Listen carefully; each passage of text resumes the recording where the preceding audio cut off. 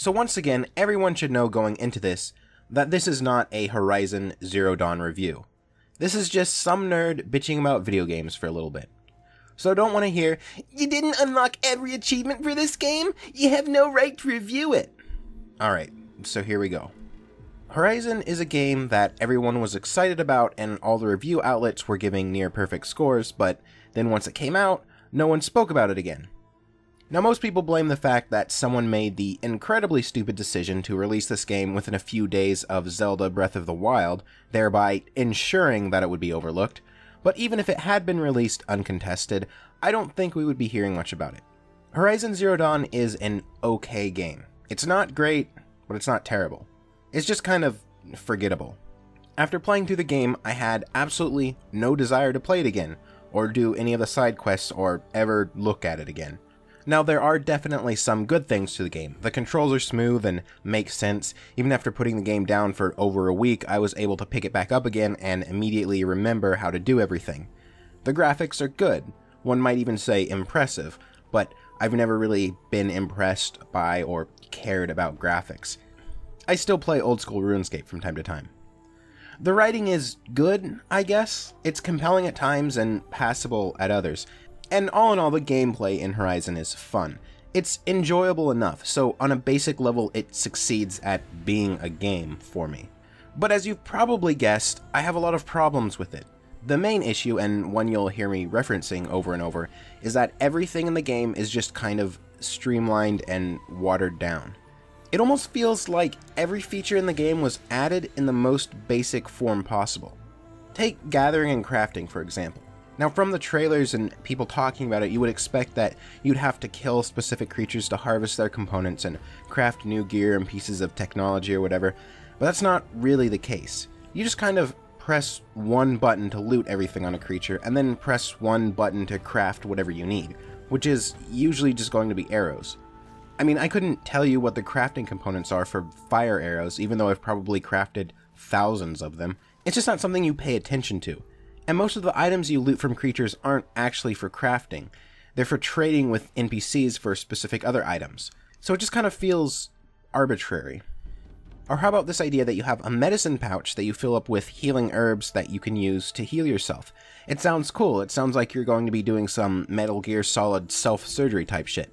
But no, it's just going up to random plants, pressing one button to harvest them and fill up your herb meter, and then pressing one button to convert that from herbs to health. It's basically the least involved thing imaginable.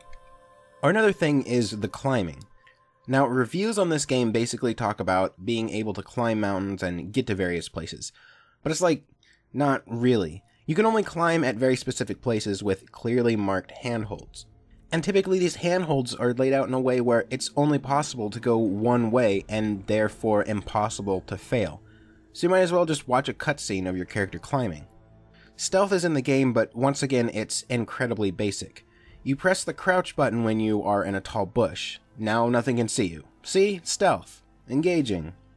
You can also track creatures, which once again sounds cool, but what it actually means is just being able to see their patrol patterns, which is something completely unnecessary. People have just been able to watch creatures patrol and see patrol patterns in gaming for decades. You can't actually track creatures you want to kill from far away, and you don't need to anyway because every spot that anything is at is clearly marked on the map. So once again, it's like tracking was added to the game, but in the most basic form imaginable, just so that devs could say the game had tracking. There's also a kind of morality personality thing. At specific points in the game, you have to give a response based on either heart, wit, or strength. Now, in the very first scene of the game, you're given this choice, and you can either throw a rock at this kid or not throw the rock. The payoff is that later when you meet the character as an adult, you have a little conversation where you say, "Remember that thing I did?" Which seems like it's to teach the player that your actions have consequences. Except they don't, because that shit was never brought up again or mattered. I don't think any of the personality choices mattered. I mean, at one point you're about to kill another character, and one of the options is to use your heart, so I chose that option, and my character gave kind of like a heartfelt speech, and then killed him anyway. So once again, it feels like a feature that is there for the sake of being there, and not actually something that really adds anything to the game. Now, the story and setting in Horizon Zero Dawn is basically that you are a tribal outcast or something in this world that is inhabited by giant robot creatures. One of the genuinely interesting parts of this game was going through the story mode, exploring various ruins, and discovering how the world got this way. It turns out that at one point, most of the fighting in the world was done by robots. Then one day, the robots went crazy and started murdering people and reproducing. And here's where the story really kind of falls apart. In a last-ditch effort to save the human race, the remaining humans come up with a plan to let the robots destroy the world, but build an AI that will restore the world somewhere later down the line and release human clones into a rebuilt nature. And all the robots currently are like creations of that AI. Except then they went crazy again and are now attacking humans because for some reason someone thought it was a good idea to put another AI in there that will cause all the robots to cause another extinction. So it's very convoluted. What it sounds like to me is that the original idea for this setting seemed really cool, but then they realized they need a story to go with it, and, well, they tried.